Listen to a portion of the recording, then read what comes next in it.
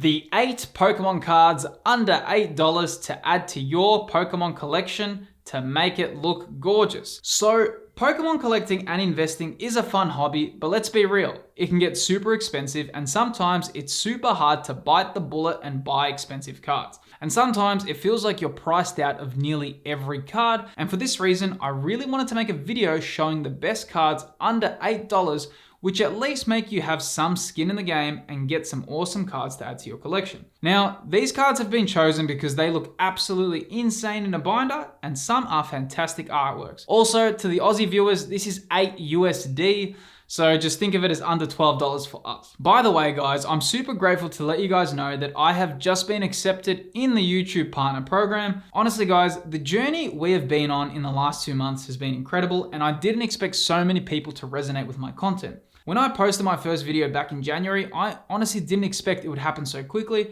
So real talk, I just want to say thank you all for engaging with the videos. To celebrate, rather than doing a giveaway, I wanted to show some appreciation for the real ones who have been with me along the way. Man, like ever since I had like 100 subscribers, there are 3 people in particular who literally comment on every video with something positive and uplifting. So I wanted to reward these 3 individuals for giving me a chance in my early days and believing in me.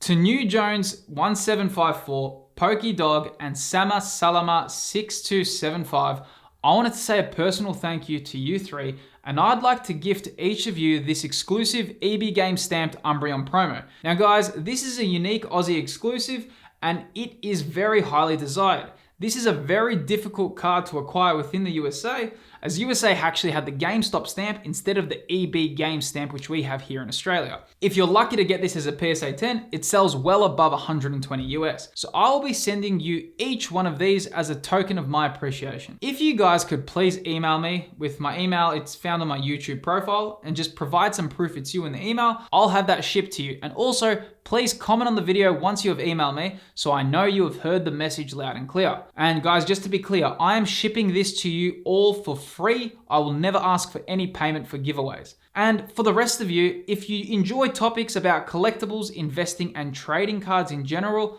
please feel free to subscribe. I'd love to have you on board the channel. I honestly think showing support for the real ones supporting you day to day is super important, so I'm always on the lookout for people engaging with my content. It really means a lot, and I appreciate the positive energy you all bring. Anyway, moving along, let's get into the top 8 Pokemon cards under $8. To kick off at number 8, it's the amazing Cleffa from Obsidian Flames, currently sitting at $4.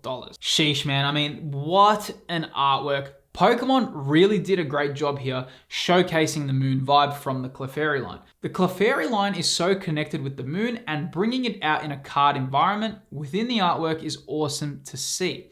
The silver borders actually really help this card's aesthetic, and as a baby Pokemon, they are really rare to actually see in the TCG. Cleffa is an OG, and this card is one of a kind. It's not like a reverse holo or some basic card. It's got a lot of personality, and the price is just way too good to pass up on.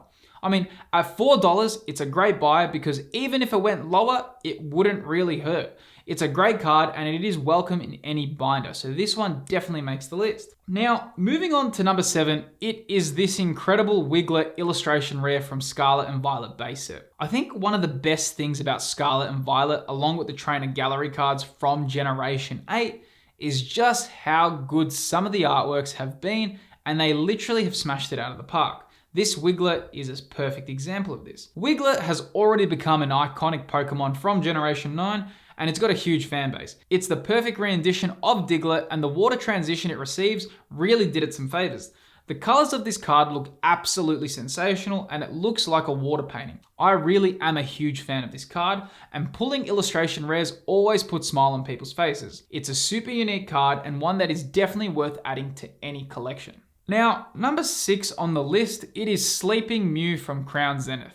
Now, I talk a lot about sleeping artworks and how sleeping Pokemon are usually so loved because they tie in with the notion of Pokemon as pets. I actually made another video speaking about the top 10 most undervalued Pokemon cards, and the Sleeping Pikachu makes the list. But this artwork is great and it's super affordable. Right now, you can easily pick this up for under $5, and it is really illustrates Gala in a good way. I'm not sure if you guys have actually played Sword and Shield, But this card really captures Gala's elusive forest and shows the hidden secrets of it. I love the illustration how Mew is sleeping and all the Pokemon are just watching it in awe. It's oddly empowering and it's a great way to illustrate a mythical Pokemon. So honestly, for the price that this card is, it belongs in any collection and it's a great pickup. Now, number 5 is Porygon-Z from Paradox Rift. Now, this is one of my favorites and it is such a great artwork. This is literally one of those cards that showcase how good Scarlet and Violet is. I honestly see a lot of complaints about the Scarlet and Violet era, but I can guarantee you as the years go on, everyone's going to be looking back at these illustration rares with such a positive outlook. Cards like these are just fun to pull. It's a great example that not everything has to be super valuable, and ripping packs and pulling cards like these, which make you stop and pause, is part of the experience. I sometimes think people get too much caught up in the value of cards, but really, having cards like these makes sets so worth it. This card right now can be picked up for under $7 and it really stands out. I honestly love it. Now, next on the list, it is Grafaiai illustration rare from Paldea Evolved.